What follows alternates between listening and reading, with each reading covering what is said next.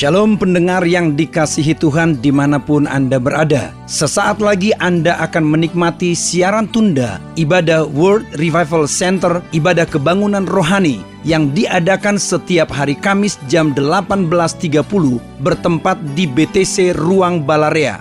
Dalam ibadah ini kesembuhan selalu terjadi, dalam ibadah ini pengurapan selalu dicurahkan. Api Roh Kudus dicurahkan sehingga banyak orang mengalami pemulihan, mengalami kelepasan dan mengalami kesembuhan serta menerima berkat Allah yang luar biasa. Kami mengundang Anda untuk hadir dalam ibadah World Revival Center setiap hari Kamis pukul 18.30 bertempat di BTC Fashion Mall, lantai P1 Ruang Balarea. Selamat menikmati siaran tunda ini. Tuhan Yesus memberkati.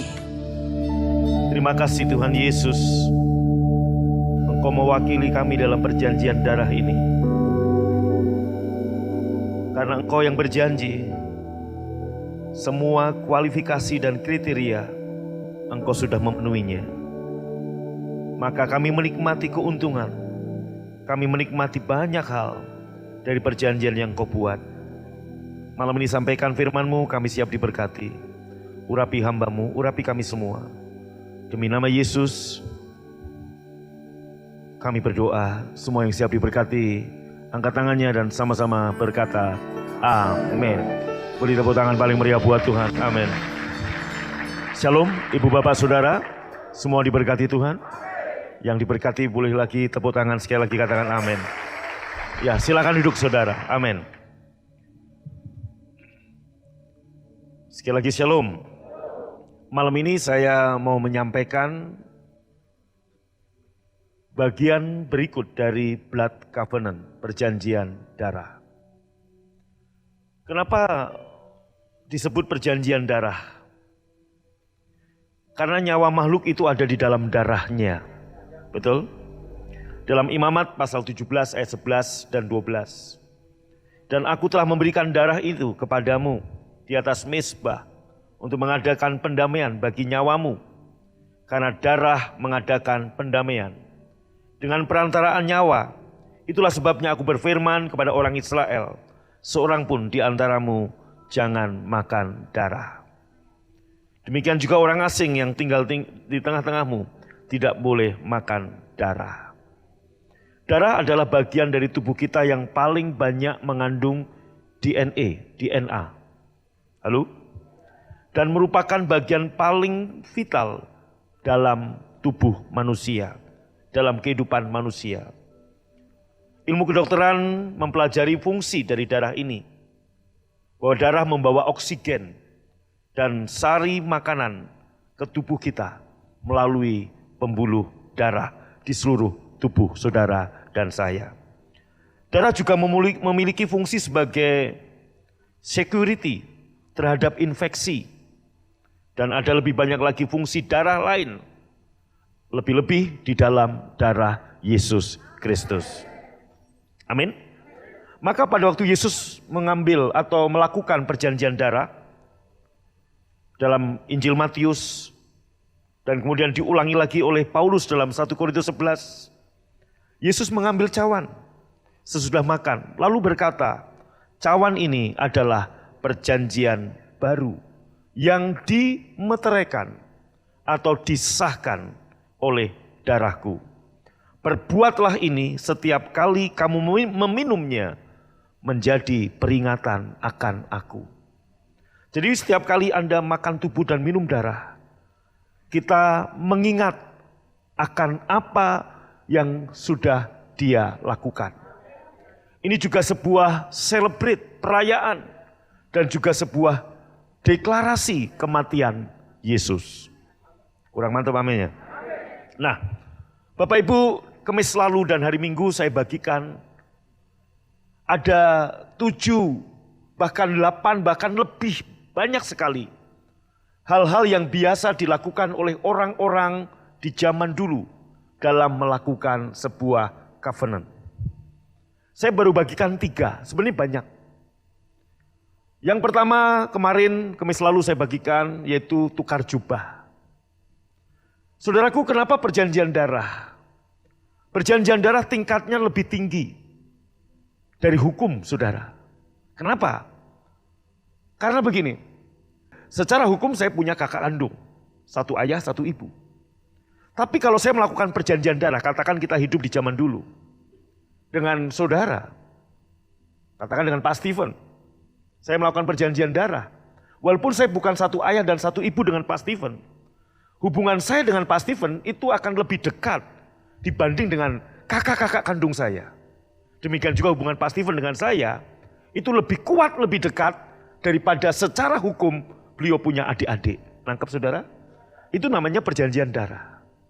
Nah, Bapak Ibu yang dikasih Tuhan, dua pria yang melakukan perjanjian darah pada saat itu akan melakukan hal-hal yang lazim, yang pada saat itu adalah yang pertama, mereka tukar jubah. Pada waktu tukar jubah artinya apa? Saudaraku, seperti Jonathan dan Daud, saya nggak punya waktu untuk menceritakan lagi.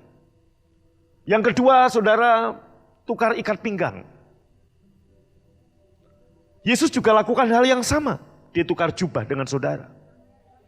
Waktu Daud memakai jubah Jonathan, perilaku anak raja dengan sendirinya turun atas Daud. Padahal dia rakyat kebanyakan, dia orang miskin, dia gembala dari domba yang cuma 2-3 ekor milik orang tuanya. Tetapi begitu Jonathan dan David melakukan blood covenant, hubungan Daud dan Jonathan itu jauh lebih dekat dibanding Daud dengan kakak-kakaknya dan dibanding Jonathan dengan ayahnya sekalipun. Bahkan ayahnya jealous, ayahnya cemburu. Kenapa kamu bela anak Isai itu? Kenapa kamu gak berpihak pada aku, bapakmu? Anda lihat, setelah pertukaran jubah, setelah blood covenant, maka saya katakan definisi blood covenant adalah sebuah perjanjian yang tingkatnya lebih tinggi bahkan dari hukum yang ada. Karena apa?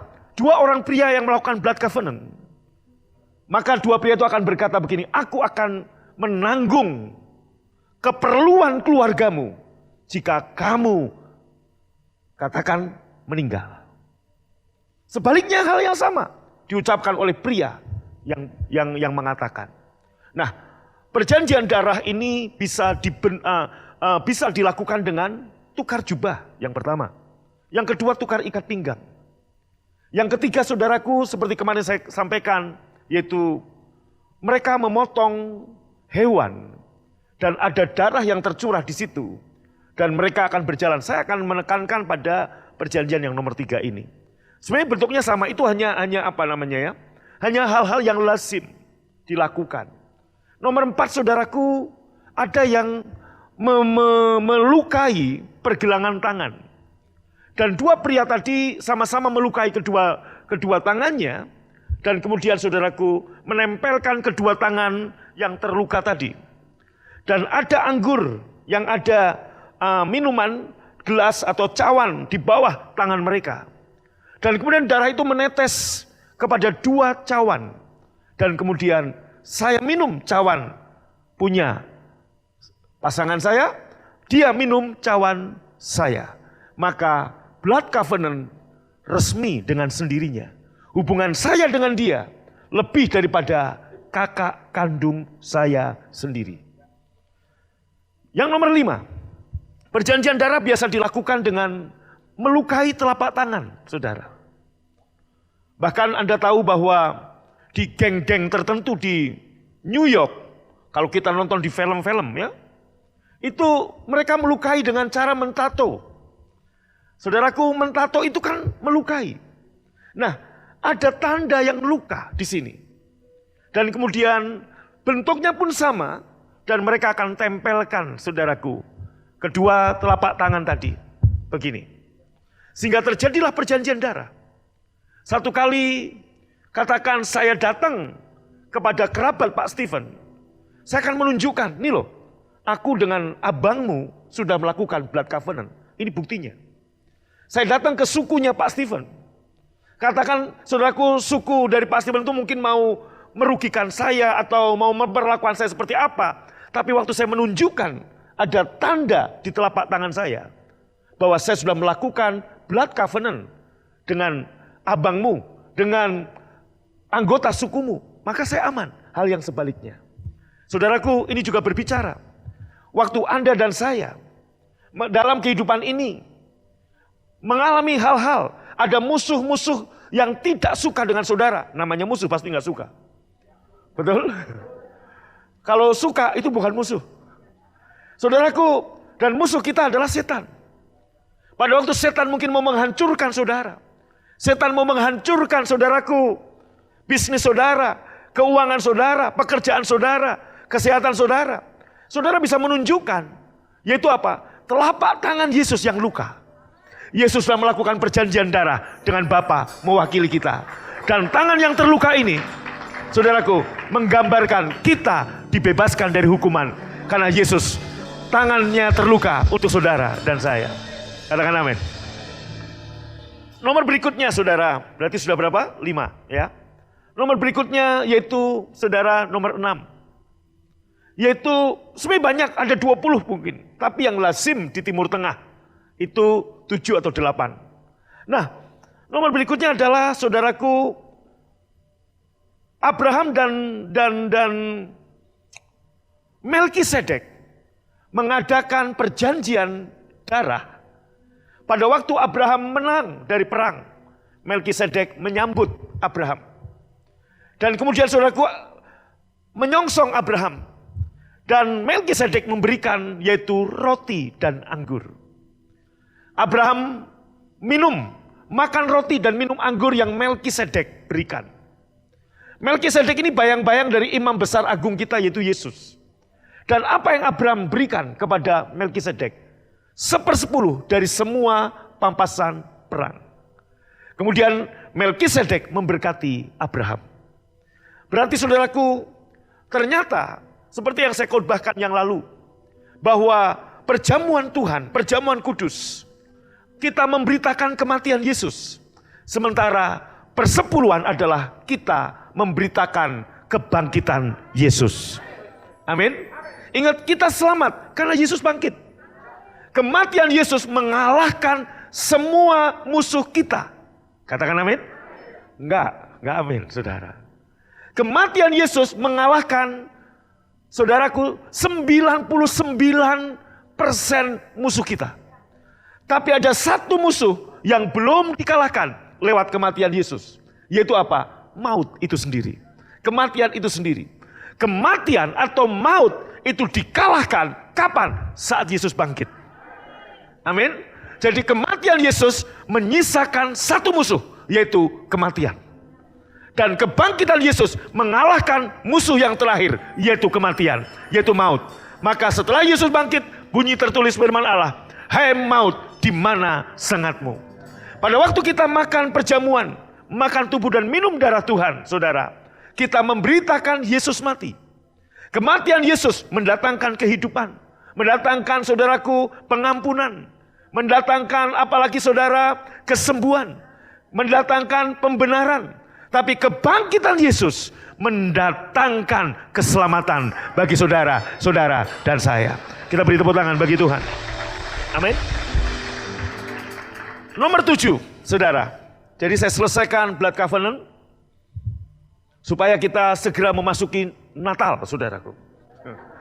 Karena 1 bulan lagi kita akan mulai masuk bulan Desember, bulan Natal. Nah, nomor 7 adalah saudaraku, Abraham pernah berjanji dengan Raja Filistin, yaitu Abimelek.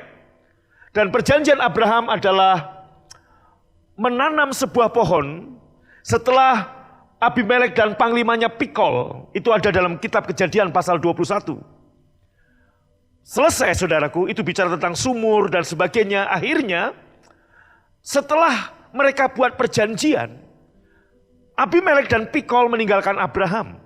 Apa yang Abraham lakukan? Abraham menanam sebuah pohon bernama pohon Tamariska, saudara. Dan pohon Tamariska ini punya keunikan. Saya baca contekan saya sebentar. Karena ini bukan ulangan, jadi kita boleh nyontek. Kok enggak amin, saudara? Katakan amin. Iya, saudara, haleluya. Nah, pohon Tamariska ini punya keunikan. Ya, punya keunikan. Keunikannya apa, saudara? Abraham menanam pohon tamariska dalam perjanjian antara Yesus dengan kita. Yesus menanam juga sebuah pohon di Golgota. Pohon itu namanya salib. Salib adalah pohon perjanjian antara Bapa dengan anak. Sekali lagi, Bapa dengan anak. Anak ini mewakili siapa? Saudara, saudara, dan saya. Pohon tamariska punya kehebatan, punya keunikan, mampu hidup di padang gurun. Dan pohon ini, saudaraku, karena pohon ini juga, maka Yesaya pasal 30 terjadi nubuatan padang gurun. Padang gurun akan menjadi kebun buah-buahan. Kenapa? Sebab benih pohon tamariska ini tersebar oleh angin.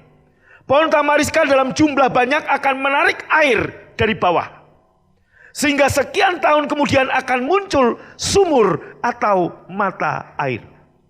Maka saudaraku, Abraham menanam pohon tamariska saat dia mengadakan perjanjian dengan Abimelek. Dan pohon tamariska ini, saudaraku, dia kemudian berseru kepada Tuhan setelah menanam pohon tamariska. Seperti tadi saya katakan bahwa pohon tamariska punya keunikan. Dia sanggup bertahan di padang gurun sekalipun tidak ada hujan bertahun-tahun. Yang pertama. Yang kedua, angin padang gurun akan membuat benih di pohon tamariska ini tersebar kemana-mana. Sehingga akhirnya, saudaraku, benih ini akan jatuh dan kemudian akan menghasilkan pohon tamariska yang lain. Semakin banyak pohon tamariska, maka beberapa waktu kemudian di daerah tersebut padang gurun akan membuat, saudaraku, akan terjadi, yaitu apa? Akan adanya sumber mata air atau sumur. Kenapa Abraham menanam pohon tamariska? Dia tahu bahwa semakin banyak tamariska itu, saudaraku, di situ benihnya akan kemana-mana dan akan mendatangkan kehidupan. Padang gurun menjadi kebun buah-buahan.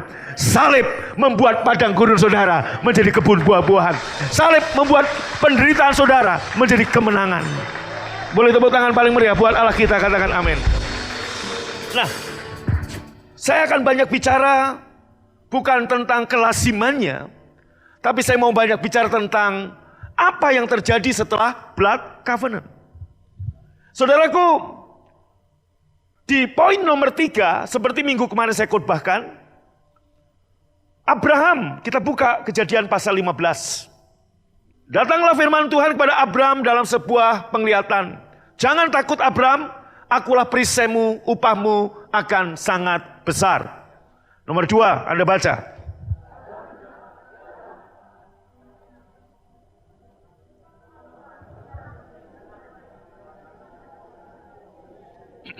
Terus bergantian kita baca.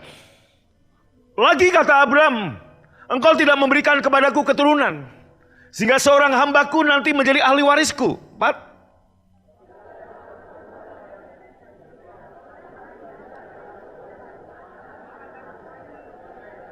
Ya, 5. Lalu Tuhan membawa Abraham keluar serta berfirman, coba kamu tengok ke langit, hitunglah bintang-bintang, jika kamu dapat menghitungnya, maka firman-Nya, demikianlah banyaknya nanti keturunanmu. Terus. Aha. Anda lihat, Abraham dibenarkan bukan karena perbuatannya. Abraham dibenarkan karena percaya kepada janji Allah. Dan Allah memperhitungkan itu kepadanya sebagai kebenaran. 7. Lagi firman Tuhan kepadanya, akulah Tuhan yang membawa kamu keluar dari Ur Kasdim untuk memberikan negeri ini kepadamu menjadi milikmu. 8. Aha. Ya Tuhan Allah, dari manakah aku tahu bahwa aku memilikinya?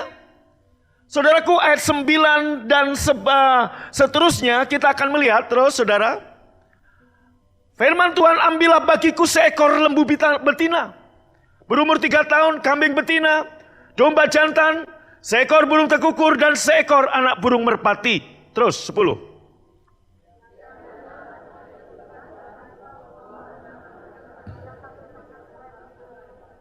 Ya, 11 saya baca untuk Anda.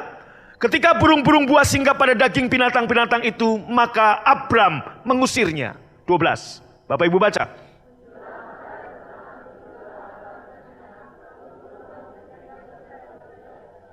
Oke, 13. Firman Tuhan kepada Abram, ketahuilah dengan sesungguhnya bahwa keturunanmu akan menjadi orang asing dalam suatu negeri yang bukan kepunyaan mereka di Mesir. 430 tahun setelah itu, saudara, baru saudara mereka akan keluar dari situ. Ntar dulu ayat 13. Dan bahwa mereka akan diperbudak dan dianiaya 400 tahun lamanya. 14. Tetapi bangsa yang akan memperbudak mereka akan kuhukum. Setelah itu mereka akan keluar dengan membawa harta benda yang banyak. 15. Tetapi engkau akan pergi kepada nenek moyangmu dengan sejahtera. Engkau akan dikuburkan pada waktu telah putih rambutmu. 16. Oke. Nah, 17 saudaraku, ketika matahari telah terbenam dan hari menjadi gelap, maka kelihatanlah perapian yang berasap beserta suluh yang berapi lewat di antara potongan-potongan daging itu. Bapak Ibu perhatikan saya. Saudara, firman kasih karunia belum semua orang bisa melihatnya. Sama seperti gambar 3 dimensi yang saya tunjukkan kepada Bapak Ibu Saudara. Waktu saya tunjukkan ini, ada orang yang mengatakan, ini kain batik. Pak Steven waktu itu bilang apa kemarin, Pak? Yesus memikul salib. KWW bilang ini burung perenjak.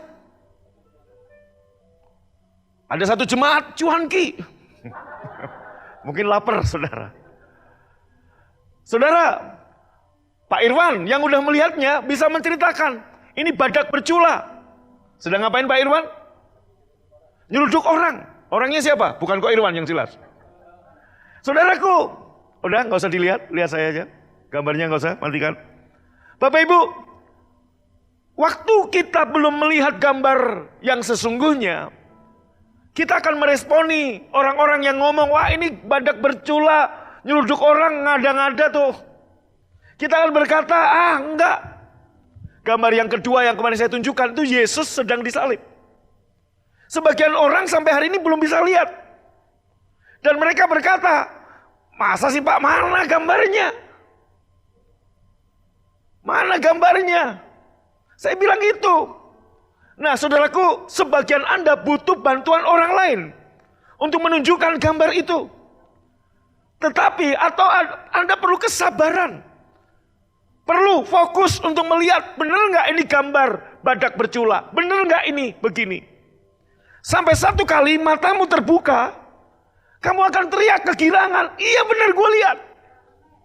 Hal yang sama dengan kasih karunia. Saya bertobat tahun 85. Saya bertobat dalam kasih karunia. Tetapi seperti jemaat Efesus dalam kitab Wahyu. Saudaraku, Tuhan mencela. Kenapa? Karena kita bertobat karena kasih karunia, tapi kita berpikir kita hidup harus ada hal yang harus kita lakukan untuk hidup di dalam kasih karunia Yesus. Nah saudara, hal yang sama, ada beberapa orang yang belum mengerti tentang kasih karunia. Banyak orang belum mengerti ini kenapa. Saya membaca, mengkhotbahkan Kejadian 15 sudah lebih dari 50 kali. Tetapi saudara, pada waktu saya membaca dengan lensa salib, saya menemukan ini grace, ini kasih karunia Yesus. Ini bercerita tentang Yesus, bukan yang lain.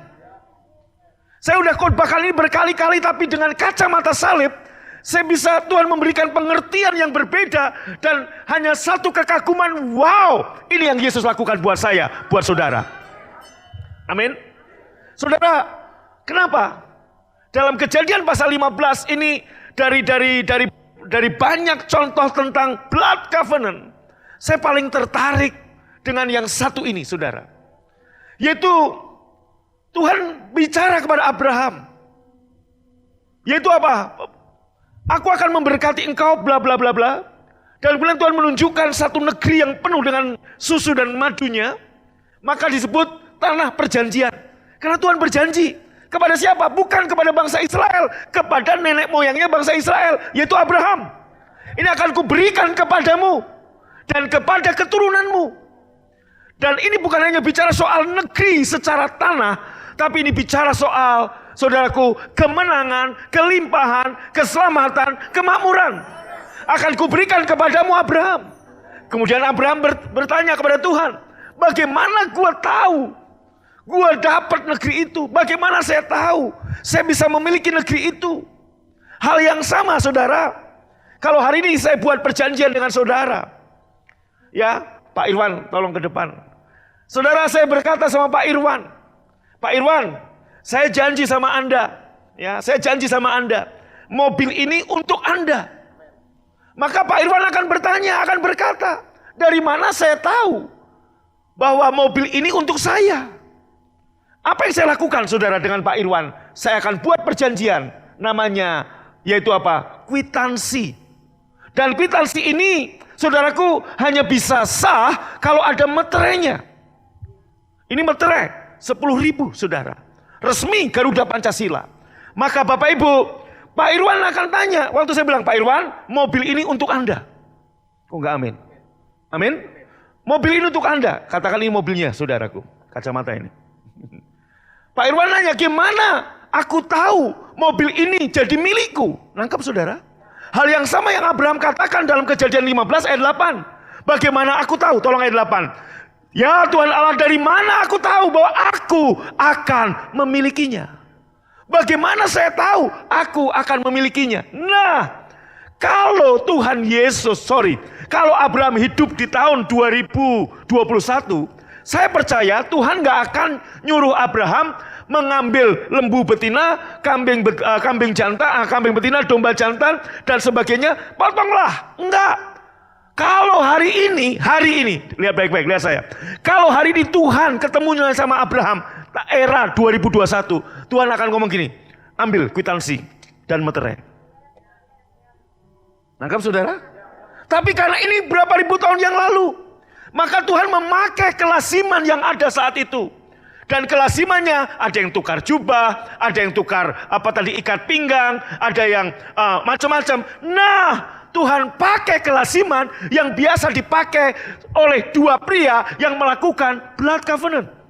Maka kemudian Tuhan berkata kepada Abraham, potonglah ini, kemudian kamu dan aku akan buat blood covenant di situ. Aku akan berjalan dengan kamu. Yaitu apa? Melewati, saudaraku. Ya, jalan, dan jalannya pun harus membentuk angka 8, saudara. Seperti ini. Nah, angka 8 bicara apa? New beginning. Karena apa, saudaraku? Orang Yahudi begitu tahun Yahudi itu apa? Tahun 1, tahun 2, tahun 3, tahun 4, tahun 5, 7 itu tahun sempurna. 8 ini bicara apa? Tahun yang baru lagi, new beginning. Satu era lagi, satu dekade lagi. Begitu, saudara. Nah, kembali ke sana Pak Irwan. Bapak Ibu saudara yang dikasihi Tuhan. Waktu Pak Irwan tanya ke saya, bagaimana ayat 8, bagaimana saya tahu mobil ini untuk saya? Maka saya bilang gini ke Pak Irwan, ambil kwitansi, ambil meterai. Saya tulis di sini. Dan kemudian saudaraku, saya buat tanda tangan di atas meterai.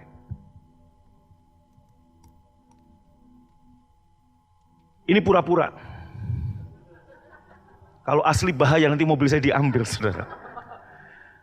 Nah, tanda tangan saya di atas meterai. Meterai ini mensahkan perjanjian saya dengan Pak Irwan. Begitu Pak Irwan pegang kwitansi ini, saudaraku, dia berhak ambil mobil saya.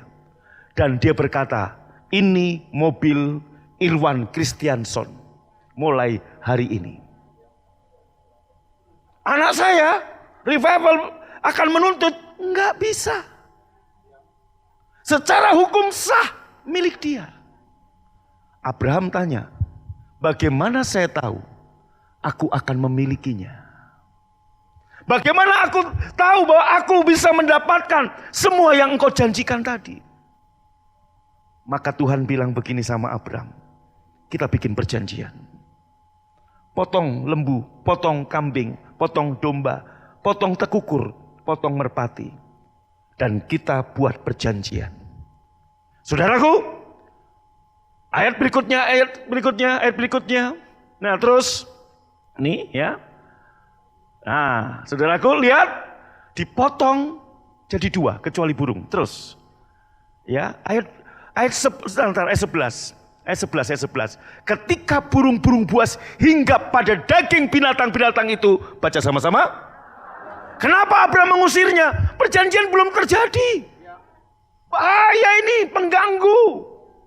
Burung-burung buas ini bicara apa? Setan. Iblis ingin mengaco iman Abraham. Hal yang sama saudaraku. Malam ini Tuhan sudah membuat perjanjian darah dengan engkau. Jangan hiraukan burung-burung buas itu. Katakan amin.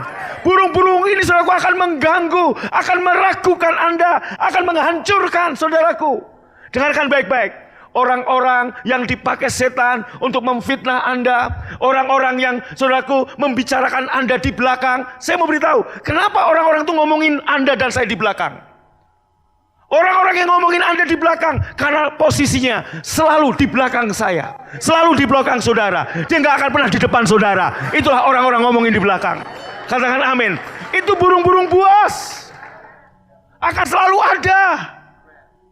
Maka Abraham mengusirnya. Kenapa? Belum perjanjian belum sah. Sebab apa?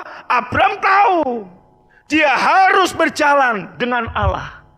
Dia harus melewati, dengan Tuhan dia harus melewati saudaraku. Korban yang disembelih tadi, darah yang tercurah tadi. Mereka yaitu Abraham dan Allah harus melewatinya. Ayat 12.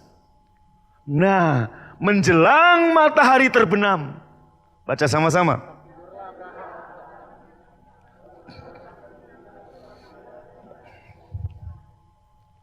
Saudaraku, tidak dikatakan Abraham tidur, tapi tertidur. Artinya Abraham nggak sengaja tidur. Dan Abraham belum waktunya tidur. Dia sedang berjaga-jaga. Dia sedang nunggu kapan perjanjian ini dimulai. Kapan saya berjalan bersama dengan Tuhan melewati tadi korban yang disembelih tadi. Kapan? Maka saat ada burung dia menjaga, dia mengusirnya. Dia sedang berjaga-jaga. Dia sedang waspada supaya perjanjian itu jadi. Sama seperti tadi, mana kwitansi tadi? Waktu saya bilang gini, Irwan, ambil kwitansi dan meterai. Waktu saya akan tanda tangan. Waktu Irwan mengambil meterai dan kwitansi. Saudaraku, mungkin ada gangguan dari siapa. Irwan akan gak pedulikan. Kenapa? Dia fokus. Dari kwitansi dan meterai ini, dia dapat sebuah mobil Mercy terbaru. Wow. Katakan amin. Maka saudaraku, dia fokus di situ. Ada burung-burung yang akan ganggu. Saudaraku, Irwan akan ngusir. Kenapa? Ini belum sah. Sebelum saya tanda tangan di atas meterai, sama. Tuhan berjanji kepada Abraham dan diikat dengan apa? Sumpah lewat blood covenant tadi. Katakan amin. Menjelang matahari terbenam, tertidurlah Abraham. Saudaraku, sesuatu momen yang paling penting. Kok bisa-bisanya Abraham tidur? Dan saya percaya Allah ada di situ. Masa bisa tidur dalam hadirat Tuhan seperti beberapa saudara? Saya lagi khotbah semangat, Anda bisa tidur. Tuhan Pak yang bikin saya tertidur. Enggak saudaraku. Haleluya. Amin. Ada beberapa saudara kadang begitu. Ya. Mumpung orangnya enggak ada di sini saudaraku. Dia lagi online di rumah ini. Kenapa Cik Meli langsung ketawa-ketawa? Kayak tahu persis sekali ya. Menjelang matahari terbenam, tertidurlah Abraham dengan nyenyak. Lah orang mau janji kok. Ini sesuatu yang penting. Dan setelah perjanjian akan ada sesuatu yang baru, new beginning. Hidup Abraham nggak lagi sama. Saudaraku, waktu saya bikin perjanjian dengan Irwan, dan ini bukan hanya mobil, katakan seluruh harta saya. Saya akan buat janji nih, resmi di depan notaris tanda tangan. Ini kan begitu dia dapat ini, wow. Abraham tidur. Dari sini kita ngerti, Tuhan yang bikin Abraham tidur. Tuhan yang bikin Abraham tidur dengan nyenyak. Untuk apa? Karena kalau Abraham gak tidur, Abraham yang akan berjalan dengan Bapa.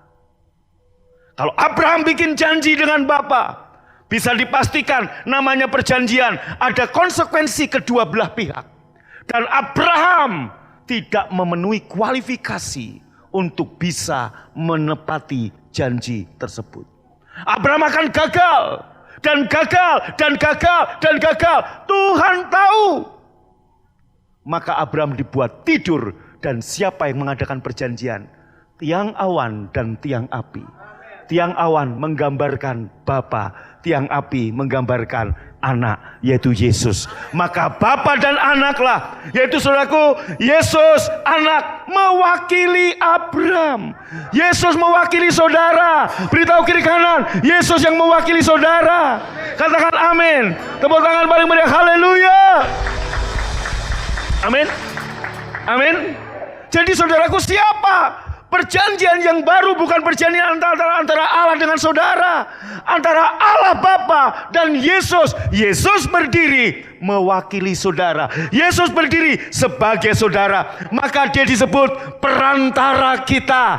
Dia disebut perantara kita. Karena apa? Perjanjian kita dengan Bapa lewat Yesus. Perjanjian kita dengan Allah, blood covenant kita lewat Yesus. Dan semua kriteria, semua kualifikasi, Yesus sudah memenuhi syarat untuk Anda dan saya. Tepuk tangan paling meriah buat Tuhan. Maka saudaraku, siapa yang berjalan melewati ini? Yesus. Yesus dengan Bapa. Abraham dibuat tidur. Maka 3 bulan yang lalu saya khotbah, rest. God already do the best. Istirahatlah. Sebab Tuhan telah melakukan yang terbaik bagi saudara dan saya. Amin.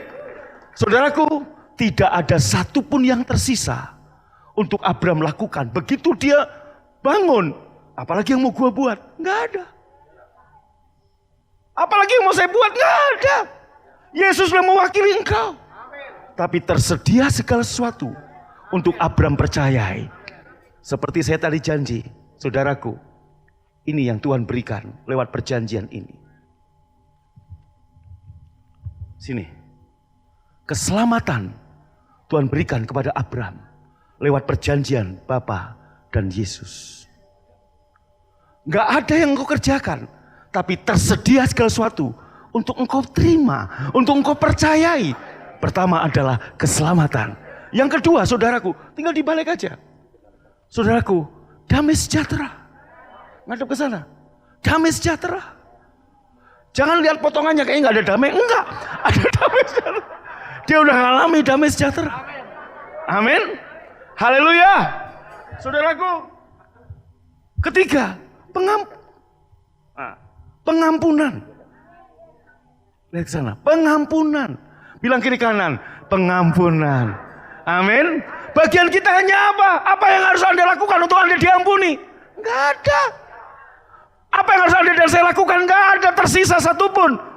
Untuk Anda lakukan, untuk Anda diampuni, untuk Anda diselamatkan, untuk Anda dapat damai sejahtera, untuk Anda dibenarkan. Tapi tersedia segala sesuatu untuk Anda percayai, yaitu keselamatan, pengampunan, damai sejahtera. Hanya percaya. Dibalik. Amin. Saudaraku, dibenarkan. Amin.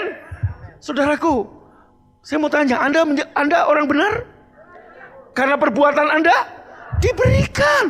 Tuh, lewat perjanjian tadi. Anda menjadi orang benar. Katakan amin.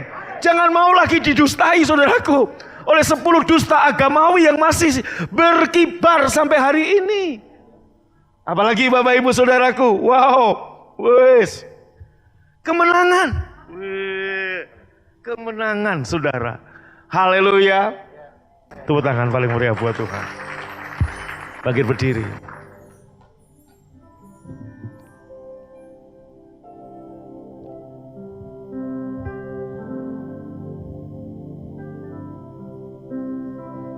Angkat tangan, katakan haleluya. Kasih yang sempurna telah ku terima darimu, bukan karena kebaikanku,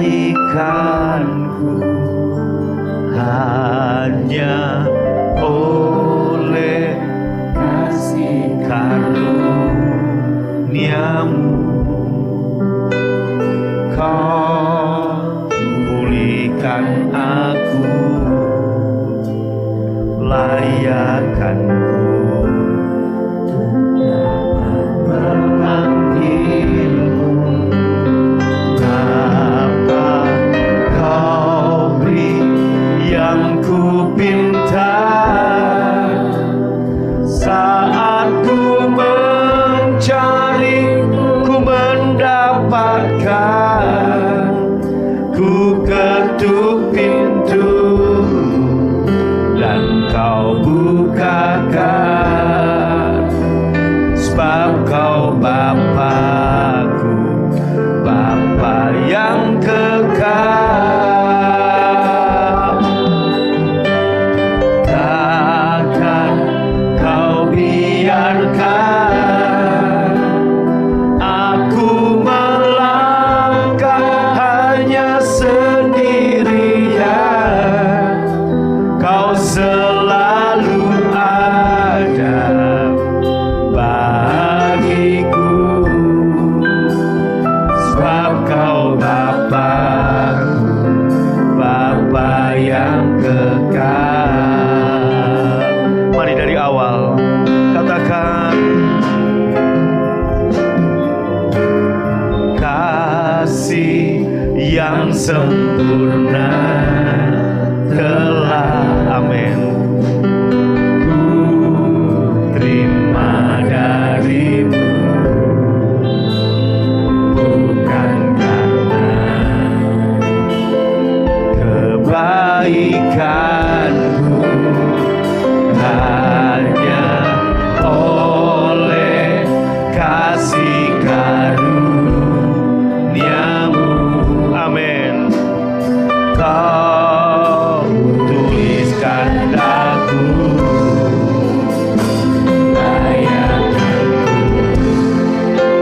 dapat memanggilmu, Bapa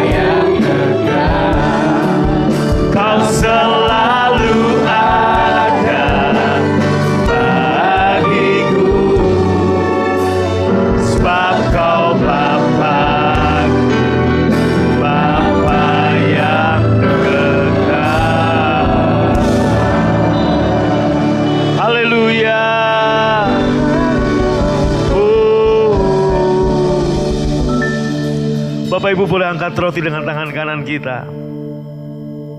Setiap kali kita makan roti dan minum cawan ini, Yesus berkata, ingatlah akan aku.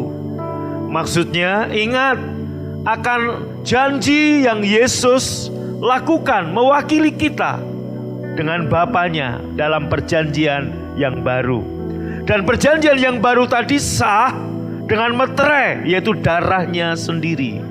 Maka setiap kali kita makan dan minum ini, ingat itu, ingat itu.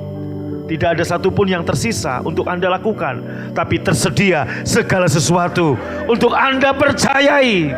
Waktu Anda percaya, Tuhan memperhitungkan itu sebagai kebenaran. Engkau akan melihat apa yang Anda percayai itu milikmu. Bukankah roti yang kita pecah-pecahkan ini adalah persekutuan dengan tubuh Tuhan Yesus? Ambil dan makan dalam nama Tuhan Yesus.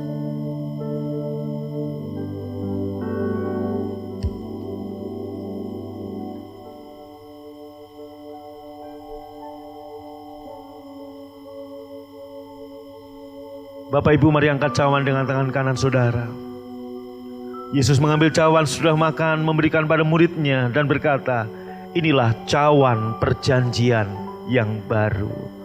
Kita semakin mengerti inilah perjanjian yang baru, dimeteraikan, disahkan oleh darahnya. Inilah blood covenant. Engkau yang percaya ini darah Tuhan Yesus, ambil dan minum dalam nama Yesus. Percayakah keselamatan, kemenangan, keberhasilan, kesuksesan, kesehatan, damai sejahtera, sukacita, kemakmuran sudah disediakan bagimu? Bahkan perkenanan sudah Tuhan berikan kepadamu lewat Yesus. Jadi kita beribadah, kita melakukan aktivitas kerohanian bukan untuk mendapatkan sesuatu. Sesuatu itu bukan hanya bicara berkat ekonomi. Sesuatu itu bicara tentang kita pengen dikenan Tuhan. No. Kita sudah dikenan karena darah Yesus. Jadi kita ibadah ini karena kita tahu siapa kita dan apa yang kita miliki di dalam perjanjian yang baru ini. Terima kasih Tuhan untuk malam ini, untuk tubuh dan darah-Mu. Terima kasih juga sebagai kesempatan kami memberitakan kebangkitan Tuhan dengan persepuluhan kami. Berkati persembahan, berkati persepuluhan umat-Mu. Sebagai tanda cinta, tanda syukur, karena Engkau sudah memberkati kami sedemikian rupa. Dan sebelum kami pulang, kami terima berkat Tuhan. Buka hati, angkat tanganmu, juga yang di rumah, pulanglah dengan selamat kekasih-kekasih Tuhan. Terimalah berkat yang berlimpah-limpah dari Bapa di surga. Cinta kasih dari Tuhan Yesus, persekutuan yang manis Roh Kudus menyertai memberkati engkau dari sekarang sampai selama-lamanya. Yang percaya dan diberkati sama-sama berkata, amin. Anda baru saja mengikuti cuplikan siaran tunda ibadah World Revival Center yang terjadi di hari Kamis jauh lebih dahsyat dari apa yang Anda dengar. Oleh karena itu, kami mengundang Anda untuk hadir dalam ibadah World Revival Center setiap hari Kamis bertempat di BTC Fashion Mall, lantai P1 Ruang Balarea pukul 18.30. Dan bagi Anda yang rindu didoakan, SMS kami di 0818218737. Untuk informasi hubungi 6126088. Tuhan Yesus memberkati.